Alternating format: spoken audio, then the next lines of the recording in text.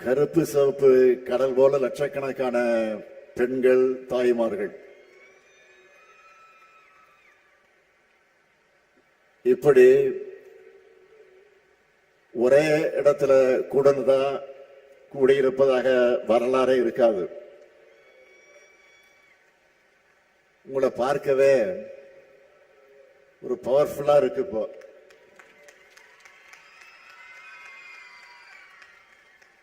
பவர்ஃபுல்லா மட்டும் இல்ல, உமன் பவர்ல திமுக திரும்பவும் பவருக்கு வரப்போகிறது என்பது உறுதியாகிருக்கு. உறுதியாயிடுச்சுல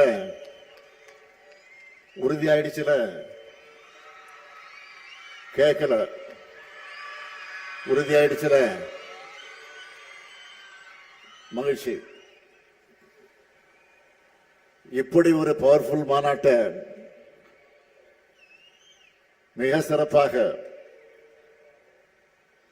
இந்த மாநாட்டு பணிகள் எல்லாம் முழுமையாக தன்னுடைய தோளில் சுமந்து வெற்றிகரமாக நிறைவேற்றி காட்டி இருக்கக்கூடிய ஆற்றல் மிக்க செயல் வீரர், என்னுடைய அன்பு சகோதரர் செந்தில் பாலாஜி அவர்களுக்கு முதல்ல என்னுடைய மனமார்ந்த பாராட்டுக்கள். எந்த களத்துல இறங்கினாலும் அவருக்கு கொடுத்த பணிய பிரம்மாண்டமா செய்யக்கூடியவர் செந்தில் பாலாஜி அவர்கள். மேற்கு மண்டல மாவட்டங்கள் இருக்கிற மக்களோட அன்பும் ஆதரவும் அவருடைய திறமையும் ஒன்று சேர்ந்து நம்மோட எதிர்பார்ப்புகளை மட்டுமல்ல அதுக்கு மேல நிறைவேற்றி காட்டக்கூடியவர். அதேபோல் இந்த மாநாட்டுக்கு தலைமையேற்றிருக்கக்கூடிய கழகத்தின் துணை பொதுச் செயலாளர், நாடாளுமன்ற குழுவினுடைய தலைவர், என்னுடைய அன்பு தங்கை கனிமொழி அவர்களுக்கும் அவருக்கு துணையாக உடனிருக்கிற மகளிரணி நிர்வாகிகள் அனைவருக்கும் தலைமை கழகத்தின் சார்பில் என்னுடைய பாராட்டுக்களையும் வாழ்த்துக்களையும் நன்றியையும் நான் தெரிவித்துக் கொள்கிறேன். கனிமொழியை பொறுத்தவரை கவிஞர், பத்திரிகையாளர், மரபு கலைகள்ல ஆர்வம் கொண்டவர்னு பன்முக திறமை கொண்டவர். எப்பவுமே புன்னகை மாறாத முகத்தோடு இருப்பார். இப்ப பாருங்க, முகத்தை பாருங்க.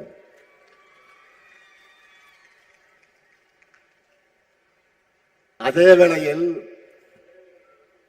நாடாளுமன்றத்தில் உரிமை குரல் எழுப்பும் போது கர்ஜனை மொழியாகவும் சீருவார். அது மட்டுமல்ல, தேர்தல்னு வந்துட்டாலே திமுகவுடைய தேர்தல் அறிக்கைகளுடைய எப்பவுமே தேர்தல் அறிக்கை தான், திமுகவுடைய தேர்தல் அறிக்கை தான் எப்பவுமே ஒரு ஹீரோ. அந்த ஹீரோவையே தயாரிக்கும் பொறுப்பை இப்ப அவர் ஏற்றிருக்கிறார். கடந்த நாடாளுமன்ற தேர்தல் அந்த பணியை அவர் செஞ்ச போது முழுமையான வெற்றி பெற்றோம். ஆக நிச்சயம் உறுதியா சொல்றேன், வரும் சட்டமன்ற தேர்தலில் மாபெரும் வெற்றியை பெறப்போகிறோம், அது உறுதி. நிறைய பேர் இப்ப எதுக்கு மகளிர் மாநாடுன்னு கேட்கிறாங்க. அவங்களுக்கு நான் சொல்லிக்க விரும்புவது, பெண்களின் முன்னேற்றமே நாட்டினுடைய முன்னேற்றம். பெண்களின் வெற்றியே சமூகத்தின் வெற்றி. அடிமைத்தனத்தை பிரேக் பண்ணி பகுத்தறிவு சுடரை கையில ஏந்தி தந்தை பெரியார், பேரறிஞர் அண்ணா, முத்தமிழறிஞர் கலைஞர் கட்டி எழுப்பிய தமிழ்நாடு முன்னேற்ற பாதையில நடைபோடுது. நம்மோட அந்த மாபெரும் லெகசியை பத்தி நம்மளை கேள்வி கேட்கிறவங்க தெரிஞ்சுக்கணும். 1916 1916 நீதி கட்சி தொடங்கினப்போ முதல் கூட்டத்திலேயே ஒரு பெண் கலந்துகிட்டாங்க. அவங்கதான் அலமேலு மங்கை தாயாரம்மாள். அதே போல இன்றைக்கு நாம நூற்றாண்டை கொண்டாடிக்கிட்டு இருக்கக்கூடிய சுயமரியாதை இயக்கத்தை 1925ஆம் ஆண்டு தந்தை பெரியார் தொடங்கினார். அப்போ மூவலூர் ராமாமிர்த அம்மையார் போன்ற பல பெண்கள் அதில் பங்கெடுத்தாங்க. 1949 திமுக தொடங்கினப்போ சத்தியவாணி முத்து உள்ளிட்ட பலர் கலந்துகிட்டாங்க. 1967 அண்ணா தலைமையில் அமைந்த அமைச்சரவையிலும் அவங்க இடம்பெற்றாங்க. இந்த வரலாறு அத்தனை நான் சொல்வதற்கு என்ன காரணம், ஏன் சொல்றேன்னா, தொடக்கத்தில் இருந்த திராவிட இயக்கத்தில் பெண்கள் முக்கிய பங்கு வகிச்சிருக்கிறாங்க. இந்த மகளிர் அணியுடைய தொடக்கம் எது தெரியுமா? பெண்களுக்கான ஒரு தனி அமைப்பு வேணும்னு பேரறிஞர் அண்ணா அவர்கள் 1956ஆம் ஆண்டு கழகத்தின் மகளிர் மன்றத்தை தொடங்கினார். அதை தொடர்ந்து மகளிர் மன்றத்தை மகளிர் அணியா விரிவாக்கி வலுவான கட்டமைப்பை உருவாக்கினார் நம்முடைய உயர்நிகர் தலைவர் கலைஞர் அவர்கள். மிகப்பெரிய மாநாடுகளையும் நம்ம மகளிர் அணி நடத்தி இருக்காங்க. அதனுடைய தொடர்ச்சி தான் நீங்க எல்லாரும். நிறைய இளம்பெண்கள் இங்க வந்திருக்கிறத பார்க்கும்போது பெருமையா இருக்கு. திராவிட இயக்கத்தில் பெண்கள் பங்களிச்ச வரலாற்றை தெரிஞ்சுக்கிறது மட்டும் இல்ல, திராவிட இயக்கத்தால் பெண்கள் அடைந்த வளர்ச்சியை உங்க வயசுல இருக்கக்கூடிய மற்ற பெண்களுக்கும் எடுத்து சொல்லணும். 100 ஆண்டுக்கு முன்னையே நம்முடைய முன்னோர் அவ்வளவு செஞ்சிருக்காங்களே, இப்ப நாம அதையும் தாண்டி பணியாற்றணும்னு உங்களுக்குள்ள ஒரு உத்வேகம் பிறக்கணும். எந்த நிலைமையில இருந்து நான் முன்னேறி வந்திருக்கோம்னு கொஞ்சம் யோசிச்சு பாருங்க.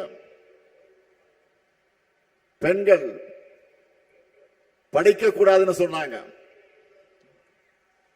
அடுப்படையை தாண்டி போக கூடாதுன்னு நிறுத்தி வச்சாங்க. ஆண்களை சார்ந்து மட்டுமே இருக்கணும்னு அடிமைப்படுத்தப்பட்டாங்க. அதையெல்லாம் உடைச்சு எரிந்தது யாரு? நம்ம திராவிட இயக்கம் தான். அதை மட்டுமா பண்ணணும்? தேவதாசி முறையை ஒழிச்சோம். சட்டம் போட்டு பெண்களுக்கு சொத்துரிமையை பெற்று தந்தோம். பெண் ஏன் அடிமையானால்னு கேள்வி கேட்டு பெண்களின் கல்வி உரிமை சம உரிமைக்கு நாம் போராடி இருக்கிறோம். அதனால இன்னைக்கு இவ்வளவு தூரம் முன்னேறி வந்திருக்கிறோம். தமிழ்நாட்டை பாருங்க, நாட்டில் இருக்கக்கூடிய மற்ற சில மாநிலங்களையும் பாருங்க. போன வாரம் கூட ராஜஸ்தான்ல பெண்கள் மொபைல் போன் பயன்படுத்தக்கூடாதுன்னு சில குழுக்கள் தடை போட்ட செய்தி வந்துச்சு. ஆனா நம்ம ஊர்ல ஆப்பிள் போன்களை தயாரிக்கிற தொழிற்சாலைகளை அதை அசம்பிள் பண்றது பெண்கள் தான். திராவிட இயக்கமும் நம்மோட தலைவர்களும் பண்ண புரட்சியோட விளைவுதான் பெண் விடுதலை, மகளிர் முன்னேற்றம். இன்னைக்கு எல்லா கட்சிகளையும் பெண்களுடைய பங்கு குறிப்பிடத்தக்க அளவுக்கு இருக்கு. அதுக்கும் நாம ஏற்படுத்தின விழிப்புணர்வு தான் காரணம். ஆனா வளர்ந்த நாடுகள் கூட எங்கேயுமே பெண்களுக்கான போதிய பிரதிநிதித்துவம் இன்னும் கிடைக்கல. உள்ளாட்சி அமைப்புகள்ல பெண்களுக்கு 33 விழுக்காடு இடஒதுக்கீட்டை நிறைவேற்றினார் நம்முடைய தலைவர் கலைஞர் அவர்கள். 50 விழுக்காடு இடஒதுக்கீடு சட்டத்தை நடைமுறைப்படுத்தக்கூடிய வகையில நகர்ப்புற உள்ளாட்சி தேர்தலை நாம் ஆட்சிக்கு வந்து நடத்தணும். தமிழ்நாட்டில் இப்போ பெண் மேயர்கள் தான் அதிகம். உள்ளாட்சியில் உங்களுக்கு கிடைச்சிருக்கக்கூடிய அதிகாரம் நாடாளுமன்றத்திலும் சட்டமன்றத்திலும் கிடைக்கணும். அதுதான் திமுகவுடைய லட்சியம். அதுக்காகத்தான் 33 விழுக்காட்டுக்காக தொடர்ந்து போராடுகிறோம். 2017 தலைநகர் டெல்லியிலே இதுக்காக நம்ம மகளிர் அணி சார்பில் போராட்டம் நடத்தப்பட்டுச்சு. நாடாளுமன்றத்திலே தங்க கனிமொழி இதுக்காக அழுத்தமாக குரல் கொடுத்தார். தமிழ்நாட்டுடைய குரலாக மட்டுமல்ல, ஒட்டுமொத்த இந்திய பெண்களின் குரலா நாடாளுமன்றத்தில் கனிமொழி பேசினாங்க. தேவையே இல்லாத நிபந்தனையோடு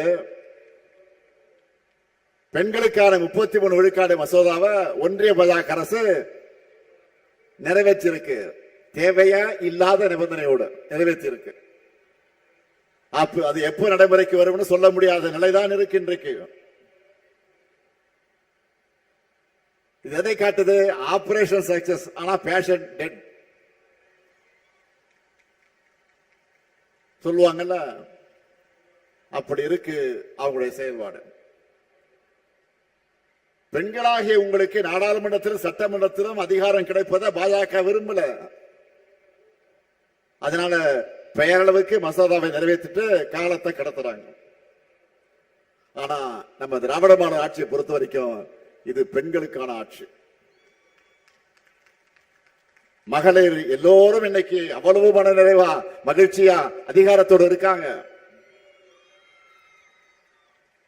இந்த கூட்டத்தில் என்னோட அம்மாவை போல நிறைய பேர் இருக்கீங்க.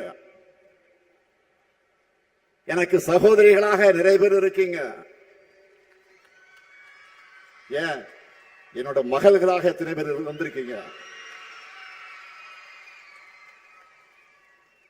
உங்க எல்லாருக்கும் எது தேவைன்னு பார்த்து பார்த்து திட்டங்களை உருவாக்கி கொண்டிருக்கிறோம். நம்முடைய வெள்ளம் தமிழ் பெண்களை கொண்டாடிட்டு இருக்கோம். பெண்களுக்காக நாம செயல்படுத்துகிற திட்டங்களை முக்கியமான சிலவற்றை மட்டும் இங்க எடுத்து சொல்றேன். பல பேர் குறிப்பிட்டு காட்டி இருக்கிறாங்க. இருந்தாலும் நான் நினைவுபடுத்த விரும்புகிறேன். 1,30,69,831 சகோதரிகளுக்கு கலைஞர் மகளிர் உரிமை திட்டத்தில் மாதந்தோறும் 1000 ரூபாய் உரிமை தொகையை கொடுக்கிறோம். குடும்பங்களுக்காகவும் சமூகத்துக்காகவும் தலைமுறையாக உழைக்கிற பெண்களுடைய உரிமை அது. திட்டத்தின் பேர்லயே உரிமையை கொண்டு வந்து புரட்சியை பண்ணோம். திட்டமும் பெரிய சக்சஸ். தினமும் எத்தனை பேட்டிகள், எத்தனை பேருடைய வாழ்க்கை கதைகள் இந்த திட்டத்தை வச்சு எடுத்து சொல்லிக்கிட்டே இருக்கு. இந்த உரிமை தொகை பல பெண்களுக்கு சுயமரியாதை ஏற்படுத்தி தந்திருக்கு. நிறைய பேருக்கு தன்னம்பிக்கை கொடுத்திருக்கு. நிறைய பேர் இதன் மூலமா சிறு தொழில் தொடங்குறாங்க. இதுவரை ஒவ்வொரு குடும்ப தலைவிக்கும் நாம மொத்தம் 28,000 ரூபாய் கொடுத்திருக்கிறோம். இது சமூகத்தில் மிகப்பெரிய அளவில் பாசிட்டிவ் இம்பாக்டாக உருவாக்கி இருக்கு. அதே போல நம்முடைய மற்றொரு புரட்சிகரமான திட்டம் தான் மகளிர் விடியல் பயணம். 10 ஆண்டு இடைவெளிக்கு பிறகு திமுக ஆட்சிக்கு வந்திருக்கு. வேலைக்கு போறவங்க, கோயிலுக்கு போறவங்க, உறவினர்களை பார்க்க போறவங்க, கல்லூரிக்கு போறவங்க, தேர்வுக்கு தயாராக நூலகத்துக்கு போறவங்க, அனைத்து தரப்பு பெண்களுக்கும் இது பயனுள்ளதா இருக்கு. இப்படி இதுவரை 900 கோடி முறை பயணம் செஞ்சிருக்கிறாங்க. அடுத்து அரசு பள்ளியில படிச்சு முடிக்கிற பெண்கள் கல்லூரியில் சேரக்கூடிய எண்ணிக்கை குறைவாக இருக்கிறத கண்டுபிடிச்சோம். இதை எப்படி தடுக்கலாம்னு யோசிச்சு உருவாக்கப்பட்ட திட்டம் தான் புதுமை பெண் திட்டம். சுமார் 7 லட்சம் மாணவிகளுக்கு மாதம் 1000 ரூபாய் வழங்கப்படுது. இதனால இப்ப பள்ளி முடிக்கிற பெண் பிள்ளைகள் மட்டுமில்லாம பல ஆண்டுகளுக்கு முன்னாடியே படிப்பை பாதியிலே நிறுத்தின பெண்களும் மீண்டும் கல்லூரிக்கு அடியெடுத்து வைக்கிறாங்க. தன்னுடைய மகனோடு சேர்ந்து கல்லூரிக்கு போற ஒரு அம்மாவை, மகனோடு சேர்ந்து கல்லூரிக்கு போகக்கூடிய ஒரு அம்மாவை கல்வியில் சிறந்த தமிழ்நாடு நிகழ்ச்சியில் நான் பார்த்தேன். இதுதான் புதுமை பெண் திட்டத்தோட வெற்றி. அதே நிகழ்ச்சியில நான் முதல்வன் திட்டத்தால ஜப்பானிய மொழி கத்துக்கிட்டு வேலை கிடைச்ச ஒரு மாணவி அந்த மொழியிலேயே எனக்கு நன்றி சொன்ன வீடியோவை நீங்க பார்த்திருப்பீங்க. இப்படி நான் குறிப்பிட விரும்புவது, நான் முதல் திட்டத்திலேயே கடந்த 4 கல்வியாண்டுல 22,17,543 பயிற்சி சான்றிதழ்களை மாணவிகளுக்கு வழங்கியிருக்கிறோம். அவங்கள இப்ப பல பேரும் இப்ப நல்ல வேலைகள் இருக்காங்க. என்னதான் பெண்கள் வேலைக்கு போக ஆரம்பிச்சிட்டாலும் உங்களுக்கு நடைமுறையில் இருக்கக்கூடிய பெரிய சுமை என்பது சமையல் அறை. அவசர அவசரமாக வேலைக்கு கிளம்பும் பெண்கள் தான் சமையல் வேலையும் பார்க்கணும். என் நிலைமை இன்னமும் தொடர்ந்துதான் இருக்கு, அது தொடர்ந்துதான் செய்யுது. இதனால சில நேரங்களில் குழந்தைகளுக்கு காலை உணவை சரியா ரெடி பண்ண முடியாத சூழல் ஏற்படுது. பெண்களுடைய சமையலறை சுவையும் குறைக்கணும், குழந்தைகளுக்கு சத்தான உணவையும் சுவையான உணவையும் பரிமாறணும் தான் காலை உணவு திட்டத்தை உருவாக்கி இருக்கிறோம். இதனால ஒவ்வொரு நாளும் 19,34,069 குழந்தைகள் வயிறார சாப்பிடுறாங்க. அந்த குழந்தைகளை பெற்ற தாய்மார்கள் தங்கள் பாரம் கொஞ்சம் குறைஞ்ச நிலையில நிம்மதியோடு இருக்காங்க. அது மட்டும் இல்ல, நான் தொடர்ந்து திரும்ப திரும்ப வலியுறுத்தி சொல்ற விஷயம் கல்விதான். யாராலையும் திருட முடியாத சொத்து. அதுலயும் ஒரு பெண் படிச்சா அந்த குடும்பத்தோட 4-5 தலைமுறைய முன்னேற்ற முடியும். அப்படிப்பட்ட பெண் கல்விக்கு முக்கியத்துவம் கொடுத்து பெண்களுடைய கல்லூரி கனவு தடைபடக் கூடாதுன்னு தான் புதுமை பெண் திட்டத்தை உருவாக்கி இருக்கிறோம். இந்த திட்டத்தில் மாதம் 6,92,471 மாணவிகளுக்கு 1,000 ரூபாய் வழங்கிட்டு இருக்கோம். நகர்ப்புற வாழ்விட மேம்பாட்டு வாரியம் சமத்துவபுரம்னு அரசு வழங்கக்கூடிய வீடுகளுக்கான ஒதுக்கீட்ட அந்த ஆணைகளை கூட குடும்பத் தலைவரின் பேரில் தான் கொடுக்கிறோம். அது மட்டுமல்ல, பெண்களின் பேரில் பதியப்படக்கூடிய அசையா சொத்துக்களுக்கு பதிவு கட்டணத்தில் 1 விழுக்காடு சலுகையும் கொடுத்திருக்கிறோம். கனிமொழி பேசுகிற போது சொன்னார, நம்மளோட முயற்சிகளால கடந்த 4 ஆண்டுகள்ல ஸ்டார்ட் அப் நிறுவனங்களோட எண்ணிக்கை 6 மடங்கு உயர்ந்திருக்கு. அதையே இந்த நிகழ்ச்சியில நான் குறிப்பிட்டு சொல்றேன்னா, அந்த ஸ்டார்ட் அப் நிறுவனங்களோட எண்ணிக்கையில சரிவாதி நிறுவனங்களை பெண்கள் தான் தலைமையேற்று நடத்துறாங்க. இதுதான் தமிழ்நாட்டுடைய தனித்துவமான சாதனை.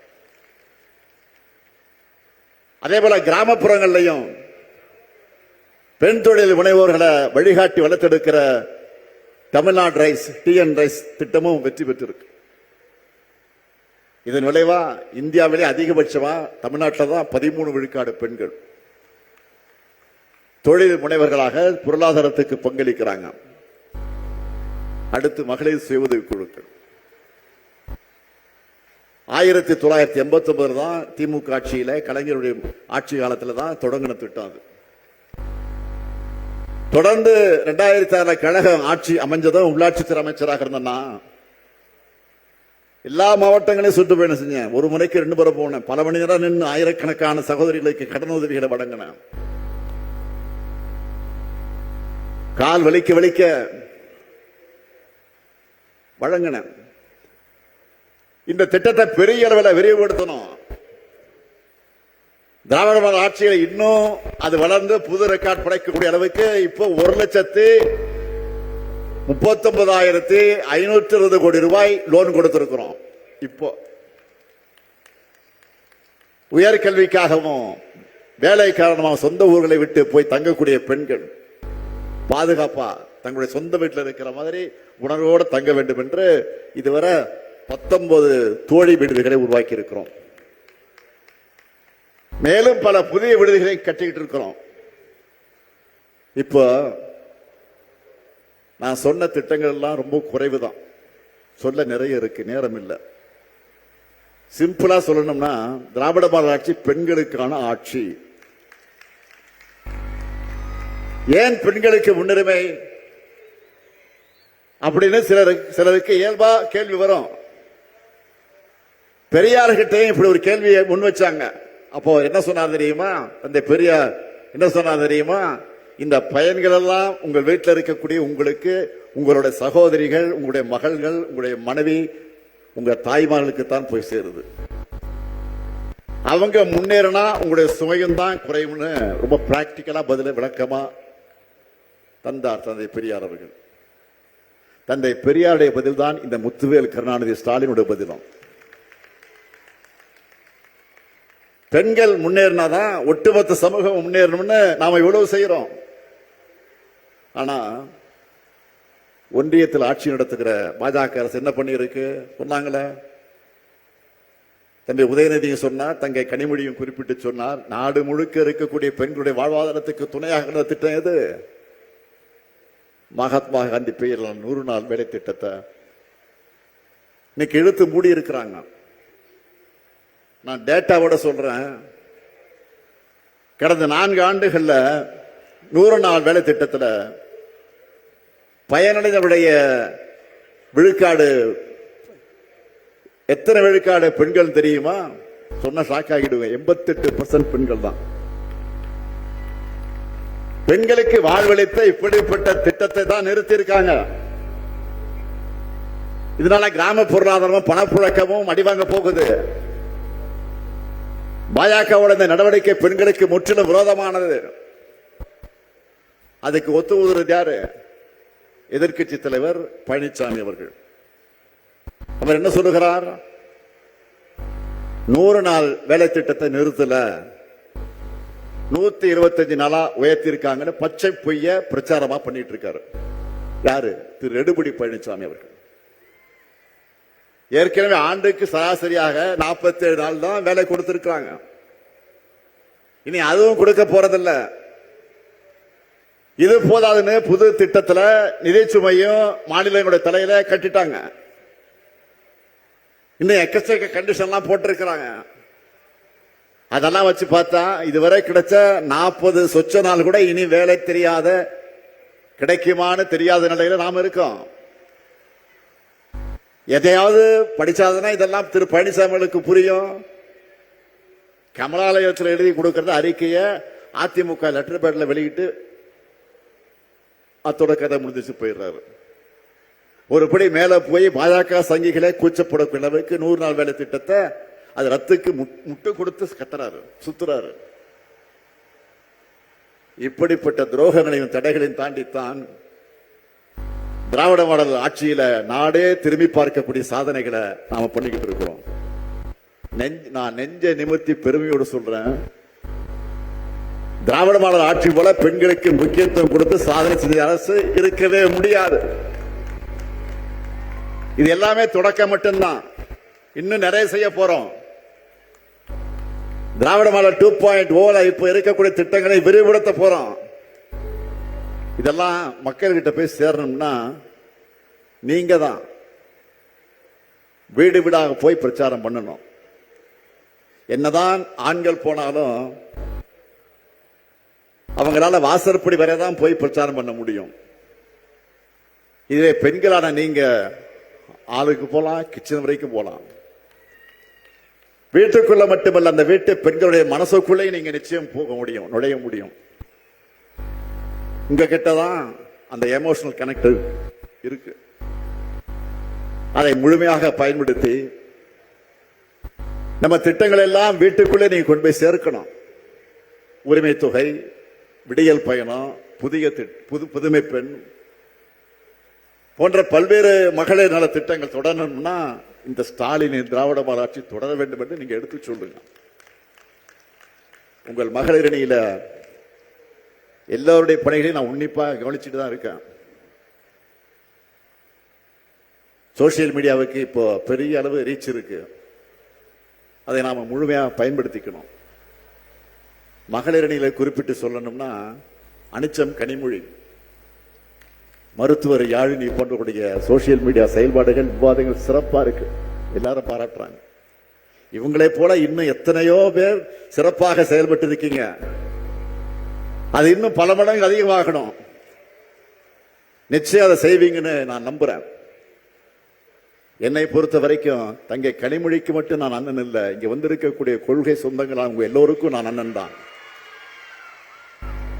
உங்க குடும்பத்தில் ஒருத்தன் தான் நான். அதனால்தான் உரிமையோடு சொல்லுகிறேன், தமிழ்நாட்டு பெண்களின் முன்னேற்றத்தை அடுத்த கட்டத்திற்கு கொண்டு செல்ல திராவிட மாடல் 2.0 ஆட்சி அமைந்தே தீரணும். அதுக்காக உங்க பணியை இப்பவே தொடங்கணும். என்ன எல்லாரும் ரெடியா?